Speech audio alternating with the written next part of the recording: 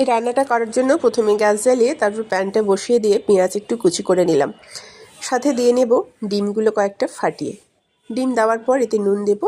মোট এখানে আমি 3-4টে ডিম দেব, দিয়ে একসাথে ভেজে রান্নাটা করব, তাই একসাথেই পেঁয়াজের সাথে আমি ডিমটাকে গুলে নেব।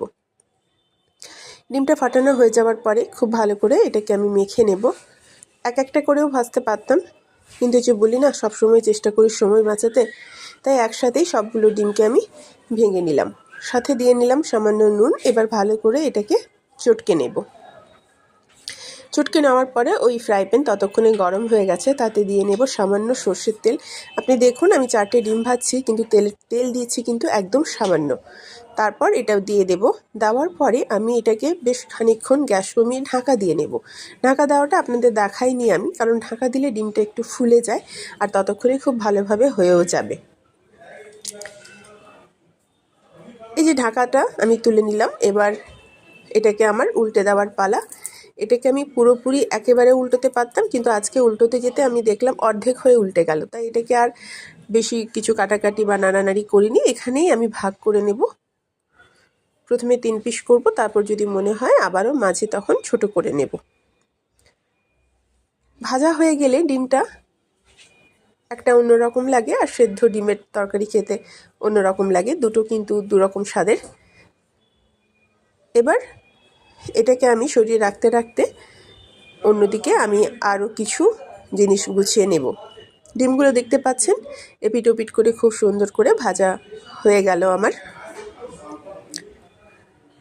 এই রান্নাটা করতে করতেই হঠাৎ মনে হলো মেয়ের জন্য আলাদা করে কেন টিফিন বানাবো, তাহলে এই যে ডিমটা আছে এটাকে আমি মাঝে আরও 1 পিস করে দিই, ও 1 পিস ভাতে খেয়ে নেবে আর 1 পিস ওকে টিফিনে দিয়ে নেব।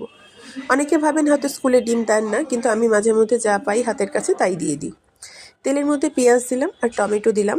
পেঁয়াজ আর টমেটো দেওয়ার পরে এটাকে একটু ভালো করে আমি ভেজে নেব। পেঁয়াজ আর টমেটো দেওয়ার পরে আমি অন্যদিকে গিয়ে বেশ খানিকটা আলু কেটে নেব। দিয়ে নিলাম 2টো কাঁচা লঙ্কা। আমার কাছে না এখন প্রচুর লঙ্কা হচ্ছে, আর বিভিন্ন লঙ্কাগুলো পেকে গেছে, প্রচুর লঙ্কা পেকেছে। পাকার জন্য লঙ্কাগুলো দেখতেও খুব ভালো লাগে। আজকে সন্তু যেমন অনেক লঙ্কা তুলে নিয়ে এসেছিল, কিন্তু সেই লঙ্কাগুলোকে দিইনি। এখানে 2টো কাঁচা লঙ্কা আমি দিয়ে নিলাম। পেঁয়াজ আর টমেটোকে খুব ভালো করে ভেজে নেব।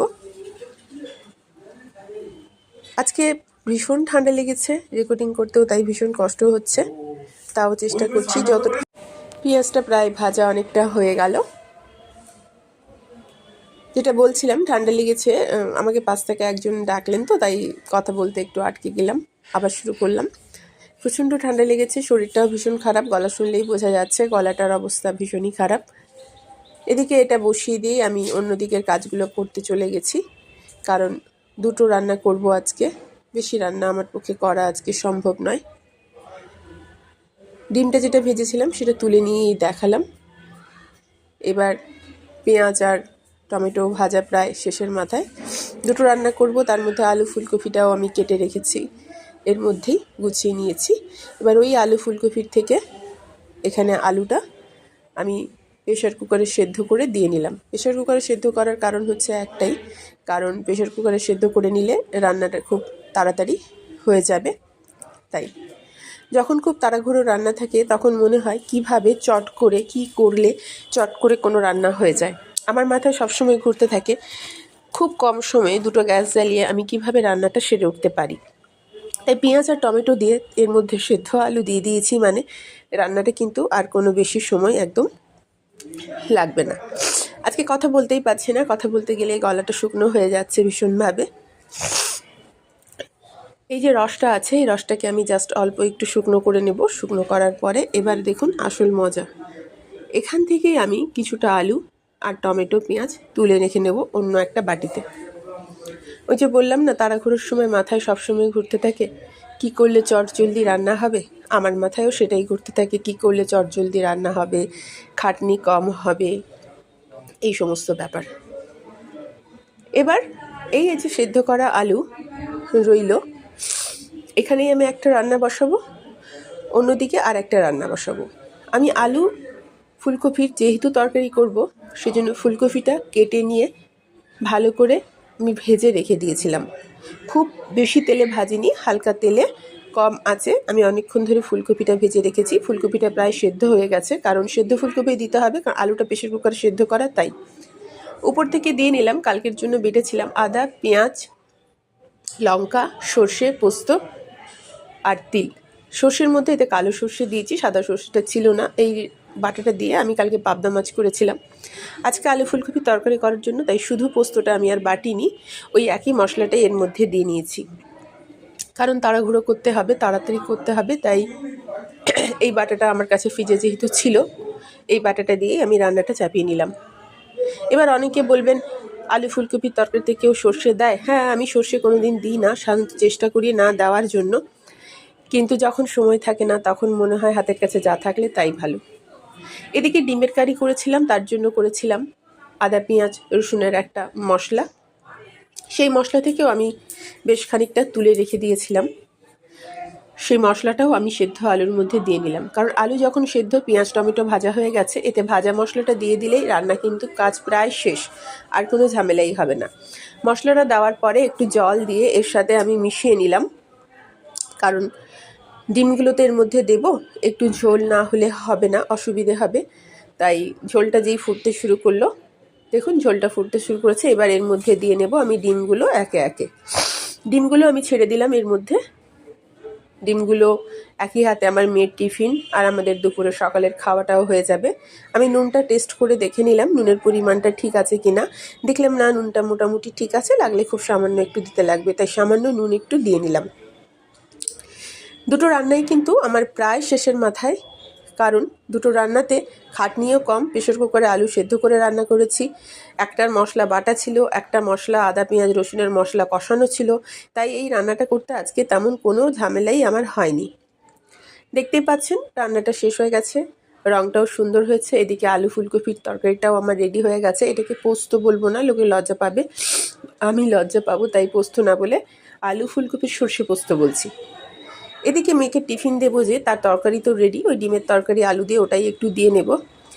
আলু সেদ্ধ করে তার মধ্যে একটু জিরের গুঁড়ো, লঙ্কার গুঁড়ো, নুন, চিনি সব মশলা মেখে রেখে আটা দিয়ে যেমন রুটি করি সেই আটা মাখা মেখে রেখেছিলাম। এবার ওই আলুর পুরটাকে আমি আটার মধ্যে দিয়ে নেব, দিয়ে এটাকে ভালো করে গোল করে বেলে নেব, তাহলে খুব তাড়াতাড়ি একটা টিফিনের রেসিপিও হয়ে যাবে। টিফিনের রেসিপিটা আমি এটাকে আলাদা করে দেখাইনি, আমি ওই দুদিন প্রচুর আলু পরোটা করেছিলাম, কিন্তু কোনোটাই আমার তেমনভাবে আলু পরোটার ভিডিও রেসিপি করার মতো করা হয়নি, কারণ আলু সেদ্ধ করে চটজলদি যা পেরেছি তাই করেছি। আলুর মশলাটা এর মধ্যে ঢুকিয়ে হাত দিয়ে একটু আমি থেপে দিলাম, যাতে চারিদিকটা না ফাটে। এবার এটাকে আমি আস্তে আস্তে করে বেলে নেব। বেলা হয়ে গেলেই, যারা আলু পরোটা খেতে ভালোবাসেন তারা অনেকে আচার দিয়ে খেতে ভালোবাসেন, অনেকে তরকারি দিয়ে খেতে ভালোবাসেন। আমি যেমন যে কোনো রান্নায় সবজি দিয়ে খেতে ভালোবাসি, সন্তু আবার আলুর পরোটা, সন্তু মনে হয় আলুর পরোটা আচার দিয়ে খেতে বেশি পছন্দ করে। তো আলুর পরোটাটা ভাজা হয়ে যাওয়ার পরেই আমি দিয়ে নেব এটা তাওয়াতে, তবে আমি আজকে খুব কম তেল দিয়ে আলুর পরোটাটা ভাজবো, কারণ মেয়ে যখন খায় আমি চেষ্টা করি তেল বা ঘি পরিমাণটা একটু কম দিতে। রুটিটা বেলা হয়ে যাওয়ার পরে, আলুর পরোটাটা বেলা হয়ে যাওয়ার পরে এদিকে দেখতে পাচ্ছেন তেল আমি দিয়ে দিয়েছি, তাওয়াটা আমার গরমও হয়ে গেছে। তাওয়াটা গরম হয়ে যাওয়ার পরে আমি এর মধ্যে দিয়ে নেব ওই পরোটাটা। এবার দিয়ে নিলাম পরোটা। শীতকাল হলেই সন্তু বলবে তুমি একটু আলু পরোটা করো না। সন্তু আলুর পরোটা যেমন আচার দিয়ে খেতে ভালোবাসে, তেমনি আলুর পরোটা দেখিও খেজুর গুড় দিয়ে খায়। আমি আবার খেজুর গুড় দিয়ে আলুর পরোটা খেতে একদমই ভালোবাসি না, কিন্তু ওকে দেখি আলুর পরোটা 3-4টে করে দিলে খেজুর গুড় দিয়ে খুব সুন্দরভাবে খেয়ে নেবে, আর কোনো কিছু ওর প্রয়োজন হয় না, আচার দিয়েও খেতে পারে। আর আমার এই পরোটা কিন্তু খুব ছোট নয়, দেখে আপনারা বুঝতে পারছেন কিনা জানি না, এই পরোটার সাইজ কিন্তু অনেকটাই বড়। সন্তু তার বাড়িতে যে পরোটাগুলো 6-7টা খেয়ে নিত, আমার এগুলো ও 2টো খেলেই হয়ে যায়, 3টে খেলে ওর জন্য অনেকটাই বেশি। এই পরোটাটা 2টো খাওয়ার পর বলবে না থাক আর দরকার নেই। আজকাল জোর করেও আমি কিছু খেতে তেমন ওকে দিই না। কথা বলতে বলতে পরোটাটার একটা পাশ আমার অনেকটাই হয়ে গেল, এবার আমার উল্টে নেওয়ার পালা। যদি সন্তুর জন্য বা অন্য কারোর জন্য করি, তাহলে এই পর্যায়ে এসে আমি বেশ খানিকটা ঘি দিই। বেশ খানিকটা ঘি দিলে পরোটাটা ভাজতেও সুবিধা হয় আর পরোটাটা খেতেও ভালো হয়। যেহেতু আলুর পরোটা একটু ঘি বা তেল দিলে পরোটাটা ভাজা ভালো হলে খেতে একটু বেশি ভালো হয়। কিন্তু এই যে বললাম না, মেয়েকে দিলে একটু তেলের পরিমাণটা কম দিই, তাই যেটুকু তেল দিয়েছি এটাই এপিট ওপিট করে আমি ভেজে নেব। দেখুন একটা পাশ কি সুন্দর ভাজা হয়ে গেছে, অন্য পাশটাও ভাজা আমার এখনই হয়ে যাবে, বেশি আর সময় লাগবে না। এবার আমি পরোটাটাকে উল্টে দিলাম, উল্টে দিয়ে এবার শুধু একটাই কাজ করার, মাঝে যদি ফাল করতে চান ফাল করে পিস করে দেবেন। আমি যেহেতু মেয়েকে দেব তাই একটু কেটে নিচ্ছি। কেটে নেওয়ার পর এটাকে আমি টিফিনে ভরে দেব। এটা চাইলে আপনি সস দিয়েও দিতে পারেন, আমার মেয়েকে মাঝে মধ্যে আমি এটা সস দিয়েও দিতে পারি। রেডি হয়ে গেল আলুর পরোটা, আলু ফুলকপির তরকারি আর আলু আর ডিম ভাজা দিয়ে একটা ঝোল। তাই চলবে আজকে আর ডিমের তরকারি, আলু ফুলকপির তরকারি আর মেয়ের পরোটা পরে আমি আরও একটা দুটো পরোটা করেছি, তবে সেটা আর আমার দেখানো হয়নি। আজকের মতো রান্না আমার এখানেই শেষ। আমার আজকের ব্লগটি কেমন লাগলো যদি পারেন তো জানাবেন। আশা করি সবাই ভালো থাকবেন।